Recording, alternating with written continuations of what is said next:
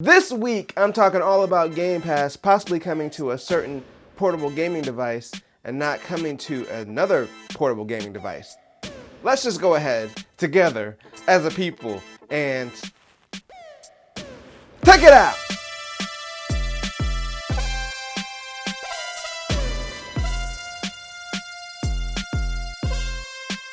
And welcome to another sensational Sunday. I'm Mike, and yes, this week I'm talking all about Xbox Game Pass coming to the Switch, or should I say, not coming to the Switch, because recently Phil Spencer did an interview with Games Radar, and they straight up asked him, they're like, hey, is Game Pass coming to the Switch? And basically, in a roundabout way, he pretty much said that right now his focus, or their focus, is not to bring Game Pass to closed platforms. By closed platforms, of course, we're talking about Nintendo Switch and like PS5. Those are closed ecosystems. So he doesn't want to bring it there. Their focus right now is on open ecosystems like mobile and PC. And he said there's nothing wrong with being in a closed platform because obviously the Xbox itself is a closed platform, like the Xbox Series X and Series S. But that's just not where they're at right now with xCloud. So basically, it ain't happening, capping. At least for right now. He did kind of do a wink at the end and be like, the door is not closed on it, but we're focused on open platforms right now. And I took that to mean is they probably went to Nintendo and pitched them about the idea, and they basically said no. That's what I took it to mean. That's what I read into it. Maybe I'm reading too much into it, but I'm sure if there was a way to get Game Pass on Switch, it probably would have happened by now. And that was kind of a long-standing rumor because there's just been a lot of collaboration between Nintendo and Microsoft. Not a lot, but more than there is between Nintendo or Sony and Microsoft, obviously, aside from the whole forced collaboration with MLB The Show being on Game Pass, which Sony did not initiate. That was the MLB. So that's not really a real collaboration. But Nintendo and Microsoft have really worked together. Of course, there's them working together to bring Banjo-Kazooie over to the Switch because Banjo-Kazooie is a Rare character. And of course, Microsoft owns Rare now, so they had to work with them to bring that character over. And then also Minecraft is on Switch, which Microsoft also owns. And there's a layer in Minecraft where you can sign into your Xbox Live account, for DLC purposes and things like that. So there is already some layer of Xbox Live that exists, at least within that game, on the Switch. So there was just like a long-standing rumor that, maybe they might bring Xbox games to the Switch.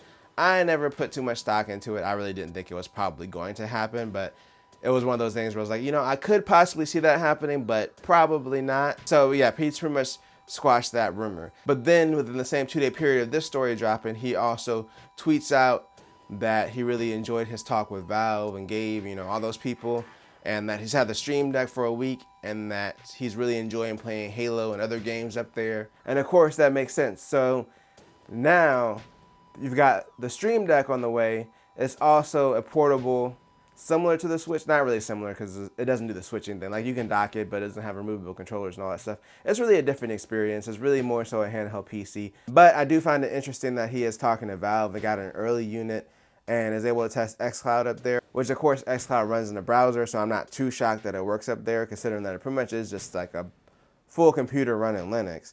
I mean, obviously Valve probably had to do some work to get the button mappings right for xCloud, but other than that, like there's really no reason that it would not work.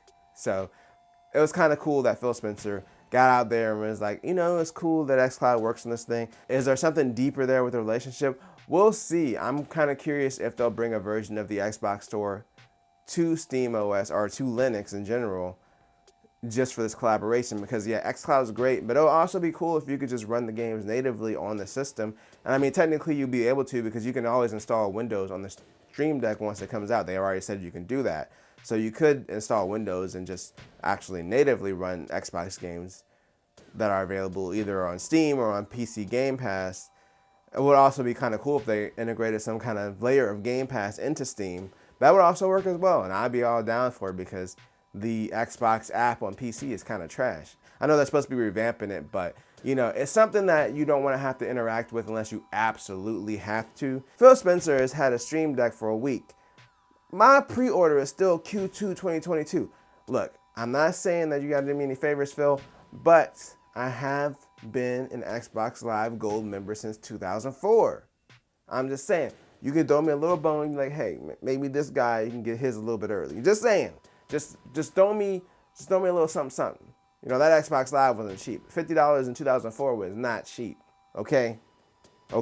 So overall, my takeaway is I think originally they probably were trying to get Game Pass on the Switch, but then the Steam Deck got announced, and now they're like, if this thing blows up, it won't really matter because, you know, you can still play Nintendo games on your Switch, but if you want to play anything PC-wise or streaming-wise, you could always get this Steam Deck, and they could both coexist in different ecosystems. And right now, it makes perfect sense for Game Pass to exist on there more than it does to exist on the Switch, because even though Microsoft and Nintendo are friendly with each other, the appeal of buying a Switch is because you're playing your own specific Nintendo games that you like up there.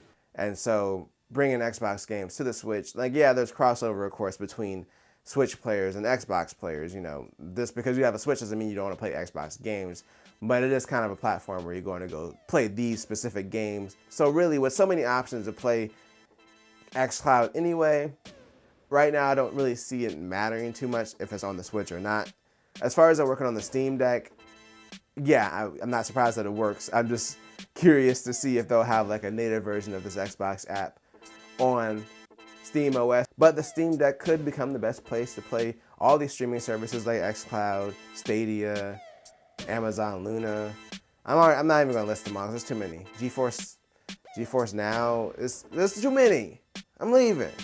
But if you enjoyed this video, then make sure to tell a friend, tell a coworker, like, share, and subscribe, and always do at least 2 things at the same time.